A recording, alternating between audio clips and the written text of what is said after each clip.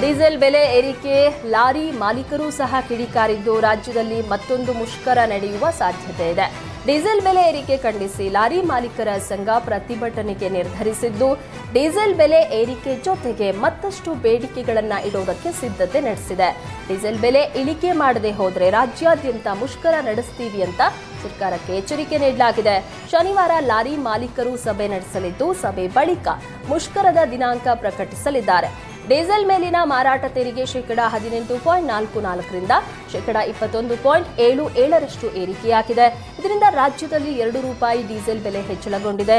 ಕೂಡಲೇ ಮರು ಪರಿಶೀಲನೆ ಮಾಡಿ ದರ ಕಡಿಮೆ ಮಾಡಲು ಲಾರಿ ಮಾಲೀಕರು ಒತ್ತಾಯಿಸಿದ್ದಾರೆ. ಮೆಟ್ರೋ ಪ್ರಯಾಣಿಕರ ವಿರುದ್ಧ ಬಿಎಂಆರ್ಸಿಎಲ್ ಹೊಸ ಸಮರ ಆರಂಭಿಸಿದೆ.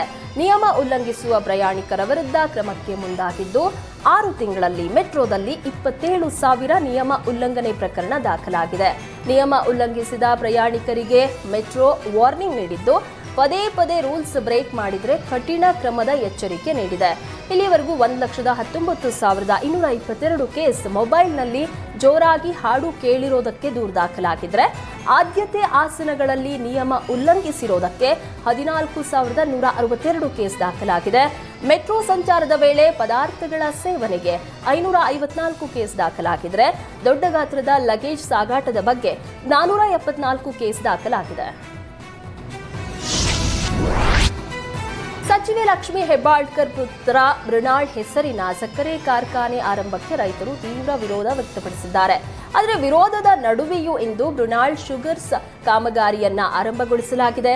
ಧಾರವಾಡ ತಾಲೂಕಿನ ಯಾದವಾಡ ಹುಡಕಲಕಟ್ಟಿ ಮಧ್ಯೆ ಫ್ಯಾಕ್ಟರಿಯನ್ನ ನಿರ್ಮಾಣ ಮಾಡಲಾಗಿದ್ದು, ಸಚಿವೆ ಲಕ್ಷ್ಮೀ ಹೆಬ್ಬಾಳ್ಕರ್ ನೇತೃತ್ವದಲ್ಲಿ ಇಂದು ಪೂಜೆ ನೆರವೇರಿತು. ರೈತರ ವಿರೋಧದ ನಡುವೆಯೂ ಪೂಜೆ ನಡೆಸಿದ್ದರಿಂದ ಫ್ಯಾಕ್ಟರಿ ಕಾಮಗಾರಿ ಬಳಿ ಬಿಗಿ ಪೊಲೀಸ್ ಬಂದೋಬಸ್ತ್ ಆಯೋಜಿಸಲಾಗಿತ್ತು.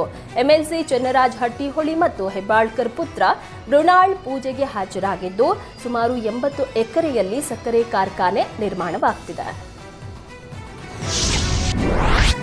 ನಾಳೆಯಿಂದ ಐತಿಹಾಸಿಕ ಬೆಂಗಳೂರು ಕರಗ ಆರಂಭಗೊಳ್ಳಲಿದೆ. ನಾಳೆಯಿಂದ ಏಪ್ರಿಲ್ 14ರವರೆಗೂ ಕರಗ ಮಹೋತ್ಸವ ನಡೆಯಲಿದ್ದು, ಏಪ್ರಿಲ್ 12ರ ಚೈತ್ರ ಪೌರ್ಣಮಿಯಂದು ಕರಗ ಶಕ್ತ್ಯೋತ್ಸವ ನಡೆಯಲಿದೆ. ಈ ಬಾರಿಯೂ ಪೂಜಾರಿ ಜ್ಞಾನೇಂದ್ರ ಅವರೇ ಕರಗವನ್ನ ಹೊರಲಿದ್ದಾರೆ. ಸತತ 14 ವರ್ಷದಿಂದ ಜ್ಞಾನೇಂದ್ರ ಅವರೇ ಕರಗ ಹೊತ್ತು ಉತ್ಸವ ಪೂರೈಸ್ತಾ ಇದ್ದಾರೆ. 20 ಲಕ್ಷಕ್ಕೂ ಅಧಿಕ ಜನ ಕರಗದಲ್ಲಿ ಪಾಲ್ಗೊಳ್ಳುವ ನಿರೀಕ್ಷೆ ಇದೆ. ನಾಳೆ ರಥೋತ್ಸವ ಹಾಗೂ ಧ್ವಜಾರೋಹಣ ನಡೆದರೆ ಏಪ್ರಿಲ್ 5ರಿಂದ ಏಪ್ರಿಲ್ 8ರ ತನಕ ಪ್ರತಿದಿನ ವಿಶೇಷ ಪೂಜೆ ಮತ್ತು ಮಹಾಮಂಗಳಾರತಿ ನಡೆಯಲಿದೆ. ಏಪ್ರಿಲ್ 9ರಂದು ಆರತಿ ದೀಪಗಳು, ಏಪ್ರಿಲ್ 10ರಂದು ಗುರುವಾರ ಹಸಿ ಕರಗ, ಏಪ್ರಿಲ್ 11ರಂದು ಹೊಂಗಲು ಸೇವೆ, ಏಪ್ರಿಲ್ 12 ಶನಿವಾರದಂದು ಕರಗ ಶಕ್ತೋತ್ಸವ ಮತ್ತು ಧರ್ಮರಾಯಸ್ವಾಮಿ ರಥೋತ್ಸವ ನಡೆಯಲಿದೆ. ಬಳಿಕ ಏಪ್ರಿಲ್ 13ರಂದು ಪುರಾಣ ಪ್ರವಚನ ಮತ್ತು ದೇವಸ್ಥಾನದಲ್ಲಿ ಗಾವು ಶಾಂತಿ ನಡೆಯಲಿದ್ದು, ಏಪ್ರಿಲ್ 14ರ ಸೋಮವಾರ ವಸಂತೋತ್ಸವ ಧ್ವಜಾರೋಹಣದ ಮೂಲಕ ಕರಗ ಸಂಪನ್ನಗೊಳ್ಳಲಿದೆ.